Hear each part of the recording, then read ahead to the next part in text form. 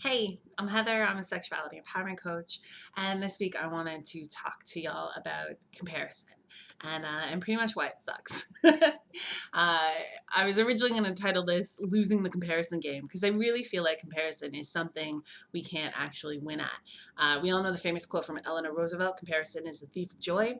And see, even when you're winning at comparison, you're still putting yourself on a treadmill where you have to then keep going and keep going and keep fighting and keep struggling to always be ahead. You know, it's not just keeping up with the Joneses, you have to be 2 steps ahead of the Joneses, which is a really stressful way to live your life. And that winds up robbing some of that joy that you could be having and you could be feeling if you weren't spending so much time comparing yourself to others. A few other reasons I wanted to share with you so you can consider why comparison might not be something that you want in your life. Number one, it's really rare that you're actually going to see a true thing to compare yourself against, right? We can look at a surface picture of something, but that doesn't actually mean we see what's going on behind the scenes, right? The happy couple looks beautiful in public, but do we see them fighting behind closed doors? Do we see them talking about their fantasies and talking about their sex lives? We assume that everything's good when we see a happy couple, but we don't actually know what's going on for people. When we see single people, they might look happy, they might look miserable. We don't actually know how they are on their own when they're behaving because we can't see into people's minds, we can't see into people's feels.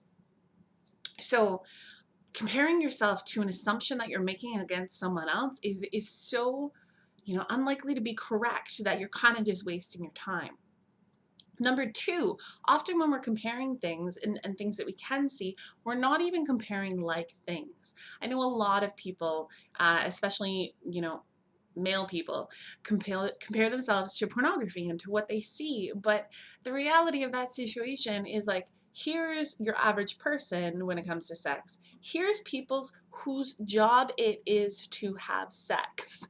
They're actually hired and employed because they have great creative sex and they look good doing it and they make everyone feel good and lots of, you know, pleasure sounds from everyone, even if there aren't a lot of orgasms for everyone. You can't make that comparison because it's not you're not a porn star, you're not hired to have sex, right? um, for me with relationship stuff, it is my job to teach people about communication and to have really open, honest communication around sex and sexuality. That's what I'm paid to do, and I'm paid to help you do that. But you walking in off this, when my clients come see me, they don't walk in with these skills because they're not something that people develop. Just it's not like people wake up in the day and they're like, I'm going to become a master communicator. So not a thing you do unless you're like me and you're a big geek about communication.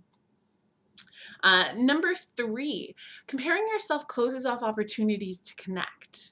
I know, there can be a lot of safety and a lot of security in kind of walling yourself off and creating an us versus them, right? Especially if you've got someone to be an us with. The two of you can kind of like make your own little private us island and snark at other people, or the three of you, the four of you, like whatever you have on your island. I'm not fussed. But what you're doing is actually closing off opportunities for connection with people, right? You're closing off opportunities for friendships. You're closing off opportunities for new relationships. You're closing off opportunities to expand your mind with what those other people know and might be able to bring to your life. Maybe about sex, maybe not. Maybe just about something innocuous, like they know a really cool board game that you don't know, and we'll teach you how to play it if you drop the comparison game for a little while and just spend some time connecting with people. So I want you all to think this week, deeply about in what ways you're comparing yourself to other people and how that's serving you, and if it is and if it's not, and whether or not that's something you want to continue with in your life. Because remember, like, we all get to choose our own adventure here. That's the beautiful thing of being humans with agency. We don't have to keep doing the comparison. We don't have to stay on that treadmill if we don't want to.